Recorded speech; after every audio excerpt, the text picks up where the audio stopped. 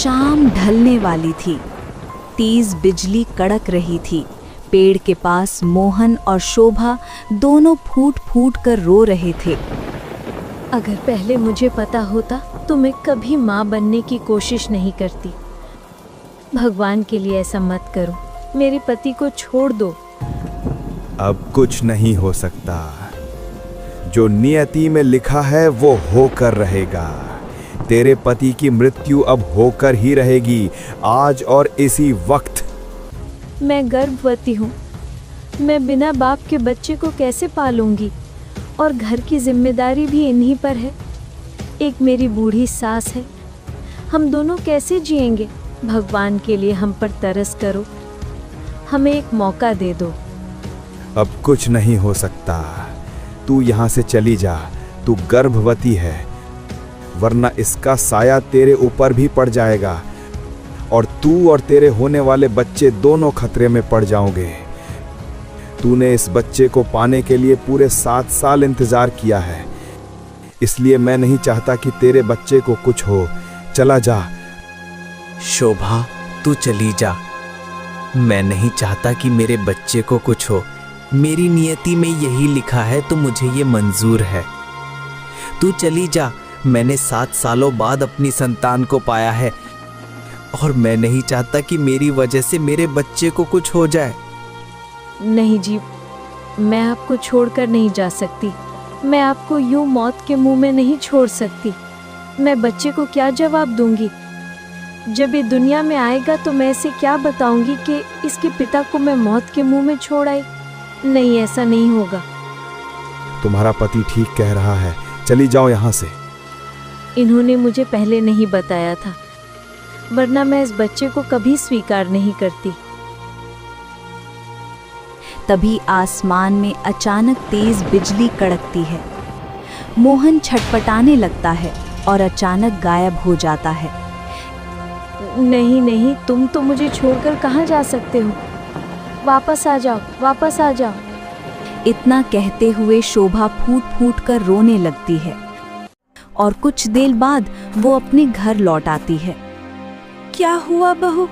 तो इतना रो क्यों रही है? और मोहन कहाँ है? वो भी तो तेरे साथ वैद्य जी के पास गया था। अभी तक वो क्यों नहीं लौटा तेरे साथ? क्या बताऊं माँ जी, वो अब इस दुनिया में नहीं रहे। ये तू कैसी बातें कर रही है बहू? मजाक मत कर। तू जानती है ना, मुझे ये सब बातें बर्दाश्त नहीं होती। नहीं माँ जी, मैं मजाक नहीं कर रही। मोहन जी की रहस्यमय तरीके से मौत हो गई और उनका शरीर भी गायब हो गया। मैं चाहकर भी उन्हें नहीं बचा सकी। मुझे माफ कर दीजिए माँ जी, मैं विधवा हो गई। इतना कहकर शोभा फूट फूट कर रोने लगती है। नहीं नहीं, ऐसा नहीं हो सकता। भगवान, तूने मुझ पर ये कैसा कहर ढाया? मेरे जवान बेटे को इस दुनिया से उठा लिया और मुझ बूढ़ी को क्यों छोड़ दिया? तू मुझे उठा लेता पर मेरे बेटे को तो छोड़ देता। ऐसा तुमने क्यों किया? बहू, मत रो। अगर तू रोएगी तो होने वाले बच्चे पर बुरा असर पड़ेगा। मैं नहीं चाहती कि मेरे पोते को कुछ हो। वो मेरे बेटे की आखिरी निशानी है। हम किसी भी तरह उसे इस दुनिया में लाएंगे। तू चुप हो जा। दोनों किसी तरह खुद को संभालती हैं और फिर अगली सुबह होती। अब क्या करूं? घास काट कर कुछ पैसे आ जाएंगे। इतना कहकर वो खेत में चली जाती है और घास काटकर किसी तरह घर लौटती है। बहू, तू इस हालत में खेत क्यों गई काम करने? अरे तू तो जानती है तेरे 9वें महीने का समय चल रहा है। अगर इस बच्चे को कुछ हो जाता तो? माँ जी, आपके घुटनों में दर्द है। अगर आप जाती तो आपको तकलीफ होती, इसलिए मैं ही चली गई। मुझे अब भूख लग रही है, कुछ खाने को है क्या? घर में कुछ नहीं है बहू, सिर्फ रोटी है, पानी के साथ खा ले। मैं क्या करूं? मैं चाहकर भी तुझे अच्छा खाना नहीं दे सकती इस हालत में। कोई बात नहीं माँ जी, मैं यहीं खा लूंगी। फिर वो पानी के साथ रोटी खाने लगती है। ऐसे ही कई दिन बीत जाते हैं। फिर एक रात अचानक शोभा के पेट में दर्द होने लगता है। माँ जी, बहुत दर्द हो रहा है। लगता है बच्चा इस दुनिया में आने वाला है। बहू, डर मत, कुछ नहीं होगा। बस किसी तरह ये बच्चा ठीक ठाक इस दुनिया में आ जाए, यही प्रार्थना है। थोड़ी देर बाद शोभा एक बेटे को जन्म देती है। देखो बहू, पोता हुआ है मेरा, बिल्कुल मेरे बेटे जैसा लग रहा है। भगवान का शुक्र है कि उन्होंने हमारे बच्चे को सही सलामत इस दुनिया में भेजा। अचानक बच्चा जोर जोर से रोने लगता है। माँ जी, क्या हो गया? देखो ना, ये इतना रो क्यों रहा है? लगता है इसे कुछ हो गया है। तू एक काम कर बहू, तू इसका ध्यान रख, मैं वैद्य जी को लेकर आती हूँ। इतना कहकर लीलावती वहां से चली जाती है। तभी कमरे में एक रूह प्रकट होती है। देखो, तुम्हें और तुम्हारे बच्चे में से कोई एक ही बचेगा। जिसने तुम्हारे पति को मारा वह नहीं चाहता कि तुम दोनों जिंदा रहो, इसलिए तुम दोनों में से कोई एक ही बचेगा। भगवान के लिए ऐसा मत कहिए, आप तो नेक रूह हैं, भगवान के भेजे हुए फरिश्ता हैं आप। मेरे साथ ऐसा मत कीजिए। मैंने अपना पति खोया है, अब मेरा बच्चा भी न छीने। बस अब एक ही उपाय है जिससे तुम्हारे बच्चे की जान सुरक्षित रह सकती है, नहीं तो थोड़ी देर में तुम्हारा बच्चा मर जाएगा। मैं इसलिए आया हूं ताकि तुम्हारी मदद कर सकूं। कोई उपाय बता दीजिए नेक रूह, जिससे मैं अपने बच्चे को बचा सकूं और सारी जिंदगी उसके साथ रह सकूं। तुम्हारा बच्चा सुरक्षित रहेगा, इसका मैं वादा करता हूं, लेकिन तुम्हें यहाँ से जाना होगा। तुम्हें ये दुनिया छोड़नी होगी, क्योंकि तुम्हारे भाग्य में यही लिखा है कि तुम और तुम्हारा पति दोनों इस दुनिया को छोड़ दो, तभी तुम्हें ये संतान सुख प्राप्त होगा। तुम अपना जीवन त्याग दो। ठीक है, मैं अपना जीवन त्यागने के लिए तैयार हूँ। बस मेरा बच्चा सही सलामत रहे, यही मेरी इच्छा है। तुम्हारी ये मनोकामना पूरी होगी। अब मेरे साथ चलो। तभी कमरे में तेज रोशनी फैल जाती है। शोभा के शरीर से आत्मा निकल जाती है। नेक रूह वहां से चला जाता है। कुछ देर बाद लीलावती वापस आती है। हे भगवान, ये क्या हो गया? मेरा पोता चुप कैसे हो गया? और बहू, ये तू ऐसे क्यों लेटी है? बहू, उठ बहू, क्या हुआ बहू? पर शोभा कुछ नहीं कहती। हे भगवान, मेरी बहू भी मुझे छोड़कर चली गई, अब मैं कैसे जीऊंगी? मेरा बेटा भी चला गया, मेरी बहू भी। अब मैं इस मासूम पोते के साथ कैसे जीवन बिताऊंगी? भगवान, ये कैसा अन्याय किया है तूने? वह फूट फूट कर रोने लगती है। तभी वहां एक बकरी आ जाती है। तू यहाँ क्या कर रही है? चली जा। ये घर श्रापित है। इस घर ने मेरा बेटा और बहू दोनों छीन लिए हैं। पता नहीं मेरा पोता भी रहेगा या नहीं। भगवान के लिए तू चली जा। पर बकरी नहीं जाती है। दिन बीतते जाते हैं। लीलावती मन में सोचती है, लगता है तू अब कहीं नहीं जाएगी। मेरे पोते को दूध की जरूरत है। क्या तू अपना दूध मेरे पोते को पिला सकती है? बकरी खड़ी रहती है, मानो सहमति दे रही हो। लीलावती उसका दूध निकालकर पोते को पिला देती है। धीरे धीरे समय बीतता है, साल गुजरते हैं। वो बच्चा सूरज अब 16 साल का हो जाता है। सूरज और बकरी में गहरी दोस्ती हो गई थी, क्योंकि बचपन से वो उसी के साथ खेलता और बातें करता था। एक दिन बकरी बोलती है, सूरज, मुझे तुझसे एक रहस्य बताना है जो इतने सालों तक मैं तुमसे नहीं बताया हूँ। ऐसा क्या रहस्य है दोस्त, बताना। तेरे पिताजी अभी जीवित हैं और एक रहस्यमय दुनिया में कैद हैं। क्या कह रही हो तुम? ये कैसे हो सकता है? दादी ने बताया था कि पिताजी तो मेरे जन्म से पहले ही मर गए थे। नहीं सूरज, मैं सच कह रही हूँ। तेरे पिताजी जिंदा हैं, बस एक विचित्र जगह में बंद हैं। अगर तू चाहे तो उन्हें वापस ला सकता है। क्यों नहीं, मैं जरूर जाऊंगा। मैं हमेशा अपने दोस्तों को देखता हूँ, उनके माता पिता दोनों हैं, लेकिन मेरा तो कोई नहीं।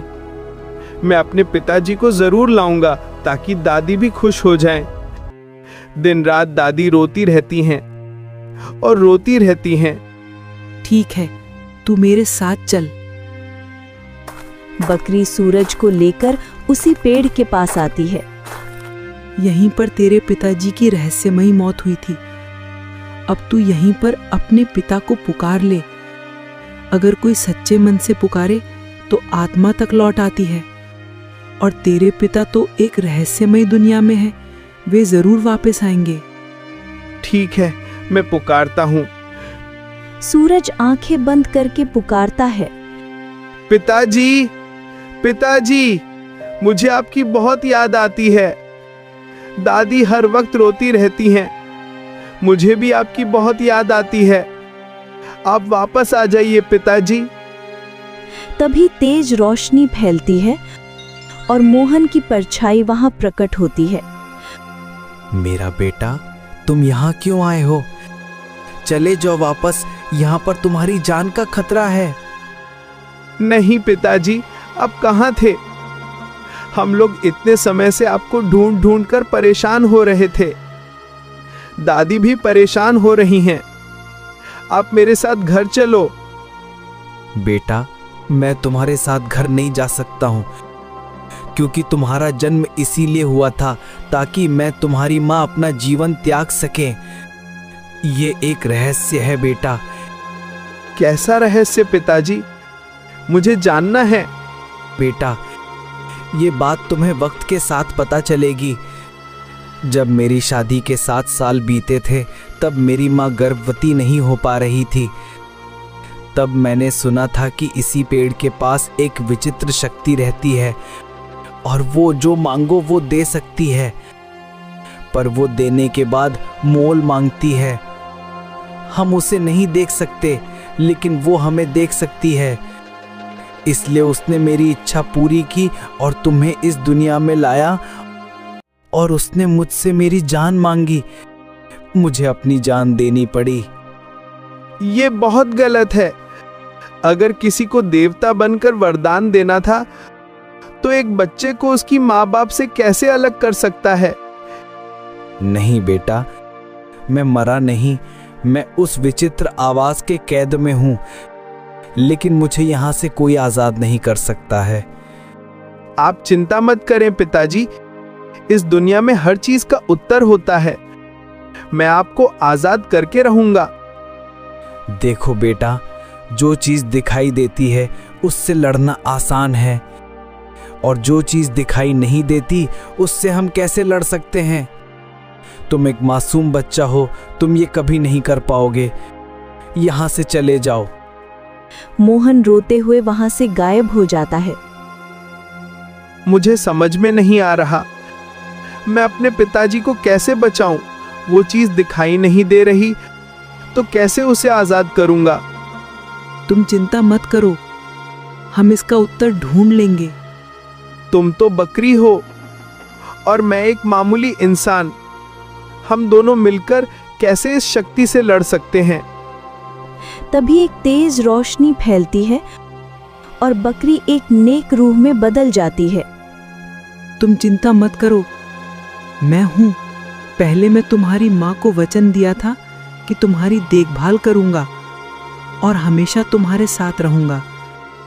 इसलिए मैंने बकरी का रूप लिया और तुम्हारे साथ रहा। तब तो तुम नेक रूह हो, तो तुम्हें पता होगा कि मेरे पिताजी को कैसे इस शक्ति से आजाद कराया जा सकता है। हाँ, जहां मैं रहता हूं वहां सबसे पवित्र जगह है, और वहां पर एक जादुई लोटा है। उसी पवित्र स्थान का जल लोटे में भरकर इस पेड़ की जड़ों में डाल देंगे तो तुम्हारे पिताजी आजाद हो सकते हैं। पर यह कार्य आसान नहीं है। वहां कोई साधारण इंसान नहीं जा सकता। तो क्या आप एक इंसान नहीं हैं? मैं इंसान हूं, लेकिन मैं बहुत घोर तप किया है और बहुत सारे पूजा पाठ किया है। इस वजह से मैं नेक रूह में गिना जाता हूं। मैं इंसान से कई ऊपर हूं। मैं वहां जा सकता हूं, पर बाहर जल नहीं ला सकता। ये काम एक बच्चा ही कर सकता है। तुम कर सको तो मैं साथ रहूंगा। मैं ये कैसे कर पाऊंगा? चलो हम साथ में चलते हैं, जो होगा देखते हैं। ठीक है। फिर दोनों चलते चलते एक पवित्र स्थल पर पहुंचे, जहां दिव्य वातावरण था। यहाँ हम कहाँ आ गए? सब कुछ सुंदर और दिव्य जैसा लग रहा है। यहीं पर वो पवित्र लोटा होगा, तो तुम ढूंढो, तब तक मैं बाकी तैयारियां कर लेता हूं। सभी रूहों को अपनी बातों में फंसा कर रखता हूं। ठीक है, मैं तुरंत ढूंढता हूं और लोटे में पवित्र नदी का जल भरकर वापस आऊंगा। जल्दी आओ, मैं सबको उलझा कर रखता हूं। ठीक है। सूरज अंदर जाता है और थोड़ी दूर जाने के बाद एक चमकता हुआ लोटा दिखता है। सूरज मन में सोचता है, लगता है यही वो चमत्कारी लोटा है। अब मुझे जल्दी से इसमें जल भरकर यहाँ से निकल जाना चाहिए। फिर सूरज जल्दी से वो लोटा ले लेता है और जल भरकर बाहर निकल जाता है जंगल से। बाल बाल बच गया, वरना पकड़े जाते तो पता नहीं क्या होता। बहुत अच्छा काम किया सूरज। अब जल्दी चलो, उस पेड़ की जड़ों में डालो। ठीक है, मैं डालता हूँ। सूरज जल लेकर पेड़ की जड़ों में डालता है। तभी तेज रोशनी फैलती है और मोहन सही सलामत वापस आ जाता है। ये तो सच में चमत्कार है। मैं कैसे वापस आ गया? ये कमाल है। पिताजी, आप ठीक है ना? मुझे उम्मीद नहीं थी कि मैं आपको देख पाऊंगा। तुमने ये ठीक नहीं किया। मैं तुम्हें यहीं जला दूंगा। तुमने बहुत गलत किया है। ये क्या कह रहा है? अब हम क्या करेंगे? कुछ नहीं कर सकता। वो आवाज पेड़ की काली शक्ति है। और हाँ, तुम्हारी माँ भी जिंदा है। क्या सचमुच मेरी माँ जिंदा है? हाँ, ये पेड़ एक काली शक्ति है जो इंसानों की इच्छाएं पूरी करती है और साथ में माँ बाप को बच्चों से अलग कर देती है, फिर सबको अपने अंदर लेकर गुलामी कराती है। मैंने तुम्हारे पिताजी को आजाद कर दिया, अब तुम्हारी माँ को भी आजाद करेंगे। पर तुम्हारी माँ कहाँ है, मुझे ये नहीं पता है। मैं अपनी माँ से मिलना चाहता हूँ। इतने सालों से मैंने माँ को नहीं देखा। मुझे मिलवाइए। मुझे पता है कि मेरी पत्नी कहाँ है। इतने सालों तक मैं उसके कब्ज में रहकर उसके बहुत सारे राज को जान गया हूँ। चलो मेरे साथ बेटा। ठीक है, मैं तुम्हारे साथ चलता हूँ। चलो हम तीनों मिलकर तुम्हारी माँ को आजाद करते हैं। फिर तीनों वहां से चल दिए और चलते चलते दूसरे गांव में पहुंच गए। रात का समय था। चारों ओर सन्नाटा छाया हुआ था। अचानक सूरज, मोहन और नेक रूह जब उस रहस्यमयी जंगल में पहुंचे तो उन्होंने देखा एक औरत जमीन पर पड़ी है और 3 विशाल सांप उसे डस रहे हैं। ये क्या पिताजी? इस औरत को 3-3 सांप क्यों डस रहे हैं? ये तो बहुत खतरनाक स्थिति है। मुझे इसे बचाना होगा। ये औरत कोई और नहीं बल्कि तुम्हारी माँ शोभा है। क्या? नहीं पिताजी, ये कैसे हो सकता है? मेरी माँ को सांप डस रहे हैं और वो फिर भी जिंदा है। ये असंभव है। नहीं बेटा, ये सच है। ये सांप साधारण नहीं है, ये उसी रहस्य का हिस्सा है। तुम्हारी माँ इतने वर्षों से यही सजा भुगत रही हैं। हाँ, ये सांप साधारण नहीं है। ये वही सांप है जिनके जहर से वो रहस्यमय शक्ति अपनी ताकत बनाती है। ये सांप शोभा के खून से जहर तैयार करते हैं और उस जहर से वो शक्ति विद्या करता है। उसी जादू से उसने तुम्हारी माँ को गर्भवती किया था। इसी कारण से वह बार बार इंसानों की इच्छाएं पूरी करके फिर उनके जीवन पर अधिकार कर लेता है। तो अब हम अपनी माँ को इन सांपों से कैसे बचाएंगे? ये तो बहुत जहरीले लग रहे हैं। ये सांप कोई मामूली नहीं, ये पाताल लोक के नाग हैं। इनका एक डंक ही इंसान को एक पल में खत्म कर देता है, लेकिन इन्हें हराने का एक ही तरीका है। हाँ, मैं जानता हूँ। जब मैं उस कैद में था तब मैंने सीखा कि रात के तीसरे पहर पर ये सांप नशे में इतने चूर हो जाते हैं कि गहरी नींद में चले जाते हैं, क्योंकि ये शोभा का खून पीकर नशे में आ जाता है। ठीक उसी समय 1 घंटे के लिए ये बेहोश रहते हैं, तभी इन्हें पार किया जा सकता है। लेकिन पिताजी, मैं 16 साल का हो गया हूँ।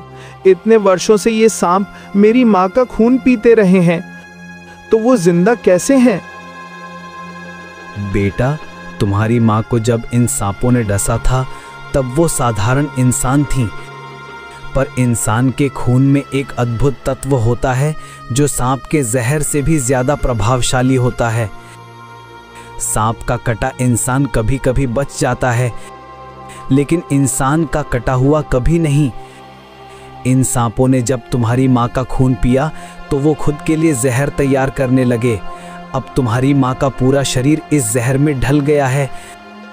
जैसे पत्थर पर बार बार चोट करने से वो कठोर हो जाता है, वैसे ही अब इस पर जहर का असर नहीं होता। हाँ, तुम्हारे पिता ठीक कह रहे हैं। अब जहर तुम्हारी माँ को नहीं मार सकता, लेकिन हमें सही समय का इंतजार करना होगा। जब तीसरा पहर आएगा और ये सांप गहरी नींद में होंगे, तब हम उन्हें वहां से निकाल सकते हैं। सही कहा, पर मैं नहीं जा सकता, क्योंकि मैं अब भी उस शक्ति की छाया में हूं। अगर मैं पास गया तो ये सांप मेरी गंध पहचान लेंगे। हाँ, तुम्हारे पिता नहीं जा सकते, पर तुम जा सकते हो सूरज। एक माँ और बेटे के बीच का बंधन किसी भी शक्ति से बड़ा होता है। सिर्फ तुम ही अपनी माँ को बचा सकते हो। ठीक है, मैं अपनी माँ को लेकर आता हूँ। सूरज धीरे धीरे पेड़ के पास पहुंचा। वहां शोभा आंखें बंद किए बेहोश पड़ी थी। तीनों सांप सो रहे थे।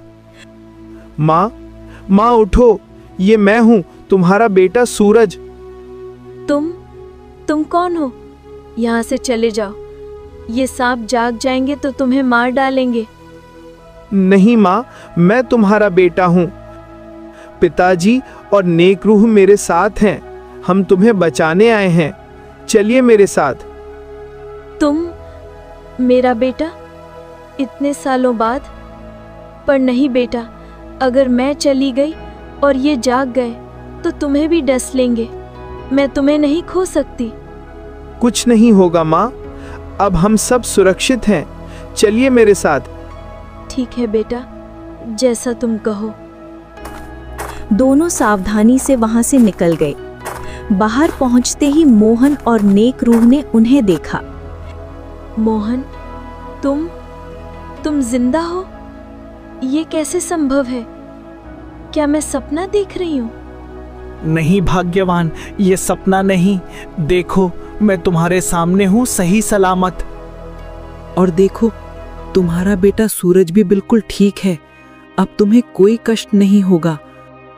अब तुम सब मिलकर शांति से जीवन जी सकते हो। आपका बहुत बहुत धन्यवाद नेक रूह। अगर आप न होते तो शायद हम कभी एक नहीं हो पाते। ये सब तुम्हारे ही कर्मों का फल है शोभा। मेरे कर्मों का? पर मैंने ऐसा क्या किया था? याद करो, एक बार जब तुम जंगल से लौट रही थी, तुम्हें एक घायल व्यक्ति मिला था। तुमने उसकी मदद की थी, उसे पानी पिलाया था। वह व्यक्ति मैं ही था। आप? सच में? मुझे तो याद भी नहीं है। हाँ, मुझे एक शेर ने घायल किया था। मैं पेड़ पर चढ़कर बचा था। तुमने मुझे बचाया। उसी दिन मैंने तय किया था कि एक दिन तुम्हारा एहसान चुकाऊंगा। और आज मैंने वो वचन निभाया। इतना कहते ही एक तेज रोशनी फैली और नेक रूह आकाश की ओर विलीन हो गया। मेरा बेटा सूरज, तू कितना बड़ा हो गया है। मुझे तो अब भी तू वही छोटा बच्चा लगता है। माँ, आपके जाने के बाद नेक रूह ने ही मेरा ध्यान रखा। वो बकरी बनकर हमेशा मेरे साथ रहा। वो मेरा दोस्त भी था। कोई बात नहीं बेटा, हर किसी का एक ठिकाना होता है। अब चलो, दादी बहुत परेशान होंगी। हाँ, तुम ठीक कह रही हो। चलो अब घर चलते हैं। तीनों खुशी से घर लौटे। उधर लीलावती घर में रो रो कर बेहाल थी। हे भगवान, मेरा बेटा बहू चला गया, मेरा पोता चला गया, अब मैं किसके लिए जीऊं? वह अपना सिर पटकने ही वाली थी कि तभी मोहन दौड़ता हुआ आया। माँ, ये आप क्या कर रही हैं? देखिए, मैं जिंदा हूँ। ये देखिए, शोभा और सूरज भी सही सलामत हैं। तू जिंदा है? ये कैसे हो सकता है? मैं सपना तो नहीं देख रही हूँ। नहीं माँ, ये सपना नहीं है। हम सब जिंदा हैं। नेक रूह ने हमारी रक्षा की है। देखो दादी, मैंने कहा था ना कि मैं पिताजी और माँ को वापस लाऊंगा। अब देखो, हम सब आ गए हैं। मैं आज बहुत खुश हूँ। अब मैं देवी माँ को 50 नारियल चढ़ाऊंगी। मेरे परिवार के लौट आने से बढ़कर मेरे लिए कोई सुख नहीं। और फिर लीलावती, मोहन, शोभा और सूरज चारों ने एक दूसरे को गले लगाया। कई वर्षों की पीड़ा के बाद वह परिवार फिर से एक हो गया। अब उनके जीवन में सिर्फ शांति, प्रेम और सच्चा सुख रह गया।